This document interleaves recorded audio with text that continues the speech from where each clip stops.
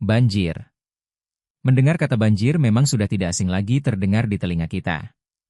Banjir adalah fenomena alam yang bersumber dari curah hujan dengan intensitas tinggi dan durasi lama pada daerah aliran sungai, das.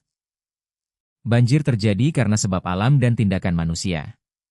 Penyebab alami banjir adalah erosi dan sedimentasi, curah hujan, pengaruh fisiografi geofisik sungai, kapasitas sungai, drainase lahan, dan pengaruh air pasang.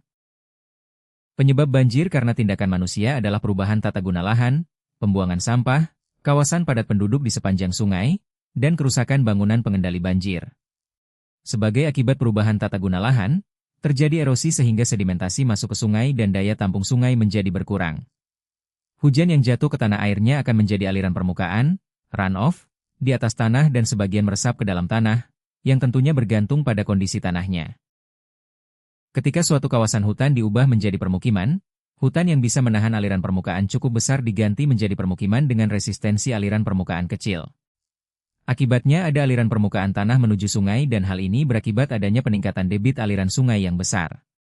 Perubahan tata guna lahan merupakan penyebab utama banjir dibandingkan dengan yang lainnya. Apabila suatu hutan yang berada dalam suatu aliran sungai diubah menjadi permukiman, debit puncak sungai akan meningkat antara 6–20 kali. Angka 6 dan angka 20 ini bergantung pada jenis hutan dan jenis permukiman. Demikian pula untuk perubahan yang lainnya akan terjadi peningkatan debit puncak yang signifikan. Deforestasi, degradasi lingkungan dan pembangunan kota yang penuh dengan bangunan beton dan jalan-jalan aspal tanpa memperhitungkan drainase, daerah resapan, dan tanpa memperhatikan data intensitas hujan dapat menyebabkan bencana alam banjir. Pembuangan sampah di das membuat sungai tersumbat sampah.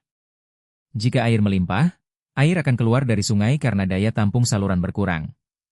Kawasan padat penduduk di sepanjang sungai drainase dapat menjadi penghambat aliran dan daya tampung sungai. Masalah kawasan kumuh dikenal sangat penting sebagai faktor sosial terhadap masalah banjir daerah perkotaan.